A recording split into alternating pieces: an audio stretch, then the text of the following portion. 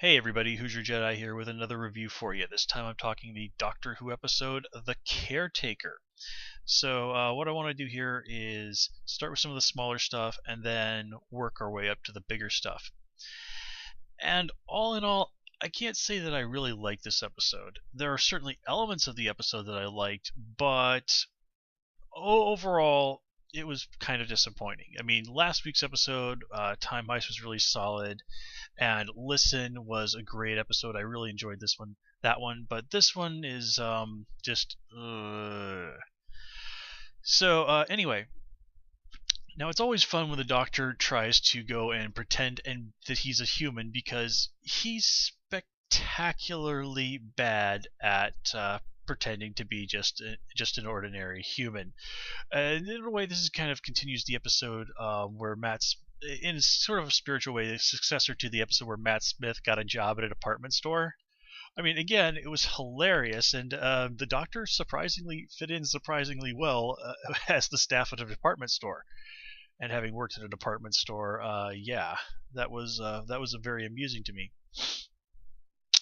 And here we see the Doctor trying to be a caretaker, and he's actually surprisingly good at it when he's not, doing his doctor stuff. Which again, also funny, but we also see that while they might be good at sort of the physical aspects of it all, it's the interpersonal aspects, where the Doctor really sucks. And Matt Smith's Doctor, of course, had enough charm to him that he could get away with it. Peter Capaldi's Doctor, he doesn't really go for that people skills thing. So he just comes off as just a damn weirdo. But yeah, sort of seeing the Doctor in that role was pretty funny. And just little things that he did, like putting up that sign that says "Go away, humans," which I do have to point out was not even punctuated in the slightest. It should be "Go away, comma, humans, period." And just the fact that the Doctor is traveling with an English teacher makes that to me a little bit more than a little hilarious. But my job, as I've mentioned before in various videos, is that I actually do teach English. So I suppose that's just me being more than a little amused by something that appeals mostly to me than anything. Let's see, what else? Also, other little details that I noticed that probably are only going to be noticed by very specific people is, you notice the flags in the school. They have flags from all over the world. They have the flag of Antarctica. Now, officially, Antarctica does not have a flag, but there are several very proposed variations, if you were. And the one they have at the school is one that I haven't seen, but it's an obvious variation on one that does exist. So maybe it's a newer one. But yeah, in addition to grammar, I'm also a big fan of geography. So yeah, yay for being a big nerd. Other things I noticed this episode, the Doctor showing his rather interesting sense of humor. There was a bit where Clara was getting on a kid's case, and you could hear the Doctor whistle the bit of "We Don't Need No Education" from Another Brick in the Wall by Pink Floyd. And that's just such a brilliant little touch. I love that, and it actually reminds me a little bit of the 10th Doctor, who was one of the more pop culture savvy Doctors. So that was a really, really small but very nice moment there. And continue along with the whole pop culture thing, the Scarvalox, whatever the hell, Blitzer, the robot thingy from this episode. When I first saw it in the previews, I was like, man, this thing looks familiar. And I had to think about it for a while. I'm like, wait a minute. Its head looks like that character from the Mass Effect game. Garrus, I think his name is. He's a Turian. And then its body looks like those brown robots that you could fight in the like Fallout 3 and Fallout New Vegas. So yeah, that kind of came to my mind. And just see here, anything else? Nope. So let's move on to the characters and talk about what's going on with them. Now we do our the character of Courtney Woods. We've seen her in Clara's various flashbacks to the school and whatnot before, but here she's given a proper name, and we get to know a little bit about her. And hey, surprise, surprise! In keeping with the flashbacks, she's one of those kids who's an enormous pain in her teacher's ass. And having done teaching and being a substitute teacher and all that other fun stuff, I can tell you, man, there's always one. There's always a kid like this. And of course, that's what made me really love the parent-teacher conference scene, where the parents were like, "Well, last time you said that she was a very disruptive influence. Now she's a disruptive influence. That's progress, right?" It's like, you are awful parents, and I hate you, and I hate your kid. Of course, as teachers, we're not allowed to say things like that. But believe you me, teachers think that all the time. And to let you in on another little secret of the trade, 90% of the time, if a kid is a jerk, it's because their parents are jerks. But professionalism prevents teachers from saying this. But it's true. Basically, if your kid is a screw-up, it's because you screwed them up. It feels so nice to vent on that. Yep. Okay, but let's get back to it. So Courtney, though, this is not the first time that the Doctor has taken a shine to a troubled teenage girl, Ace. And I do like that the way he takes her into the TARDIS and kind of shows her around. It kind of feels like he's actually auditioning her as a possible replacement for Clara. And even better, Courtney does not pass the audition because she immediately, after seeing his face, runs off and pukes in the TARDIS. And I have to say, I think that's a first. I don't think anyone has ever puked in the TARDIS before, at least not on camera. And yeah, that's definitely hilarious. Not quite as funny as that one comic where a guy threw up on Batman, but pretty darn hilarious. And I'm not joking, there really was a comic where a guy puked on Batman and immediately got punched in the face by Batman because Batman don't like to be puked on. But anyway, let's get back to the things. So my main problem with this episode is basically, and you know, this is one of those things that I think is I think I've mentioned this, is a reoccurring problem with Stephen Moffat as a writer. Now, and his thing is that he really wants to go for those emotional moments, and I've said it before in my reviews here, but he's not always willing to go out and invest the time in order for those moments to feel genuine, to feel like real payoffs to stuff. He just seems to want a shortcut to the emotional payoff without giving us, you know, enough to chew on to make it seem real. And I mean, we're treated to all these little moments that are supposed to be developing Clara and Danny's relationship, but that's all they are. They're just little moments that go by like this. I mean, we're only like, what, 5 episodes into this new series? And Clara and Danny having any sort of real level of interaction? Less than that.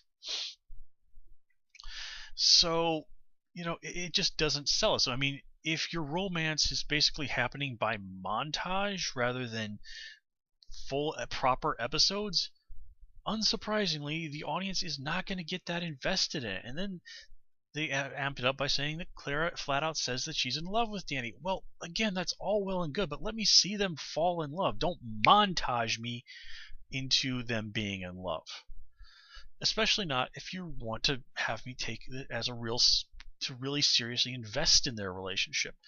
I mean, I have my quibbles with Amy and Rory as a couple, but they really invested in that over the course of most of Matt Smith's run as the Doctor.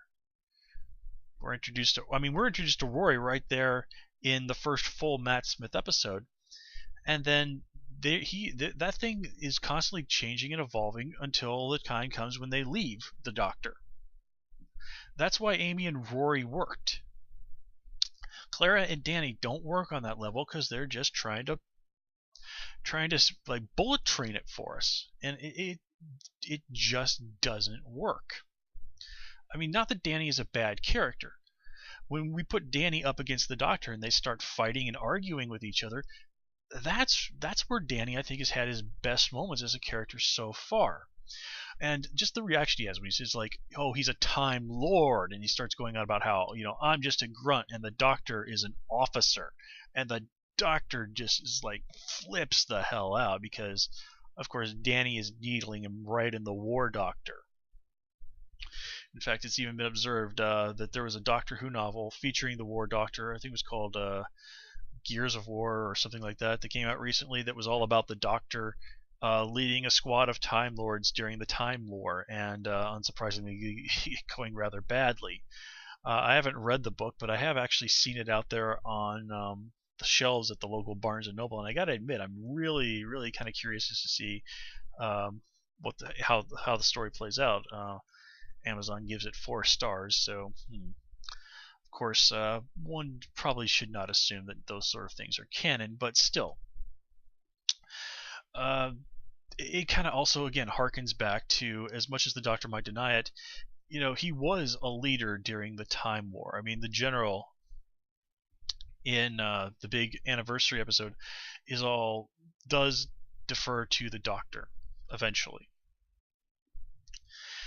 And, this is really just bringing up a lot of painful memories for the Doctor from the Time War, but in emphasizing that he's a Lord.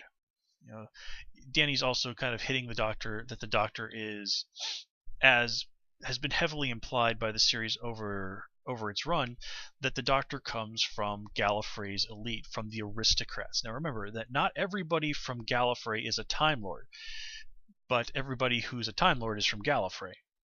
So basically the point is that there are just ordinary people on Gallifrey and not everybody gets to go and be a Time Lord. You have to basically go to the Time Lord Academy and probably join one of the Hogwarts houses that they have there, like, for example, the Doctor being in the Pyridonian Order. And then, if you're cut the mustard, then you get to have your own TARDIS. And even the other episode in Listen, we sort of see that flashback where their parents are saying, where the Doctor's parents, or people who are heavily implied to be his parents, are saying, he's not cut out to be a Time Lord to go to the Academy. He'll have to go and be in the Army. And we've seen the regular grunts in the Time Lord's army. So again, sort of hitting the Doctor in that place. That, sort of implying like the Doctor is, because of his background, looking down upon him for an unjustifiable reason, that he's just an ordinary man and the Doctor is an aristocrat. Well, that goes very much against everything that the Doctor stands for. The Doctor does believe that people are supposed to be equal, but again, it's hitting the Doctor where it hurts, because this is sort of a sensitive subject for him. Anything that really gets into his background, the Doctor does not really tend to respond very well to. And of course, the supreme irony of this all is that in order to sort of save the day, the Doctor has to impersonate the Blitzer's superior officer. So, irony there. But again, it goes back to the idea of when it's not about Clara, when it's the conflict between Danny and the Doctor. Danny represents an aspect of the Doctor that the Doctor does not want to dwell on. We had the 10th and the 11th Doctor, the man who forgets and the man who runs away. And it kind of feels like that the Doctor has has moved on as much as he can from that, but that is still a very painful and hard part of him. The Doctor, basically the War Doctor is probably always going to be a sore spot for the Doctor.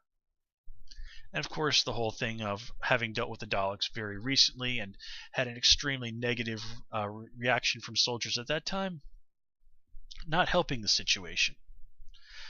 So I think a lot of the thing that's going on with the Doctor and Danny is the Doctor learning to forgive, to come to peace with that part of himself.